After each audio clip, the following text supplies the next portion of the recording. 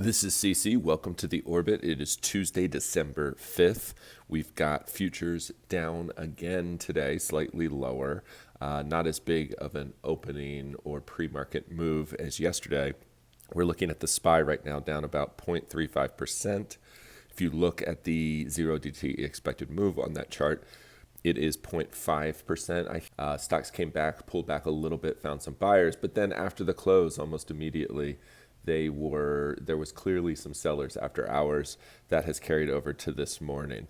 Looking at the Qs, we've got the same thing. We've got a down 0.4%. The expected move is 0.6%. Again, yesterday morning, Qs were indicated lower by the already at the expected move or even a little bit more. So this morning's a little bit less severe as yesterday morning. Now that we'll have to see what that means intraday. And, as I've been saying on the Orbit lately, in order to see volatility re-enter this market and for the VIX to go higher, which it sort of needs at this point to make any large moves one way or the other, it is, as we've been repeating over and over, the market is very loaded with gamma heading into the end of the year. So for it to make a move either higher into year end or a reversal from this strength going the other way, the market is going to need people to be buying options. And right now they are not buying options. They are not buying puts. There is not a lot of fear in the market. So how does fear re-enter the market? It looks like probably an acceleration of selling. It would be a day like today that turned into something way beyond the expected move, or several days in a row like that. At that point, you would start to see people start to reach for puts. They have a lot of gains especially in looking at the QQQ, and they would be looking for puts, and that's when you see a spike in vol, and that's when you see sort of, even two-way moves in the market start to re-enter rather than this kind of sideways and slow grind higher action we've been seeing.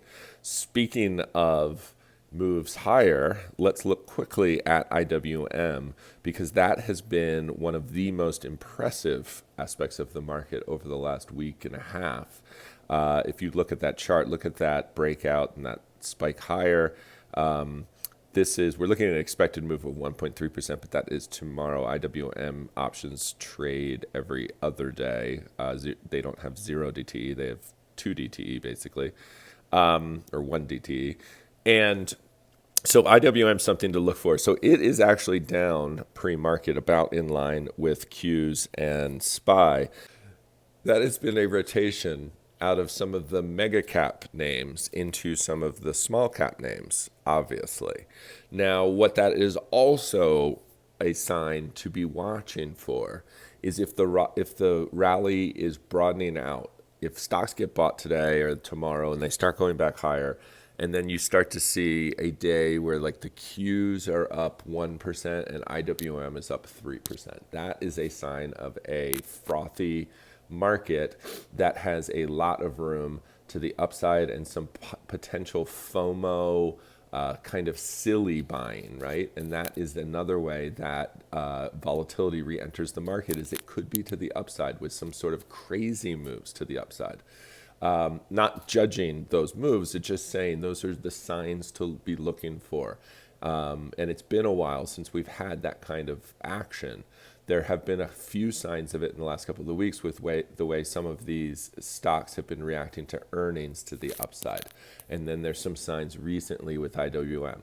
So if the market were to hold here and not make a big reversal lower and it didn't turn ugly into year end, the other possibility, besides it just resuming a sideways action, is actually to the upside, where there could be some excitement to the upside and investors reaching for upside calls, especially in these IWM stocks. So that is why I think it makes sense to be watching IWM all of these days, in comparison to the Qs and the SPY, but particularly the Qs. Also, you want to keep an eye out for it because if IWM starts to this whole breakout attempt was breakout from this sideways action turns out to be false, then that's also another sign that, at least at the very least, rallies finding sellers, and we'll see about sell-offs finding buyers. But they certainly have up until this point. Yesterday was one of the first moves in a month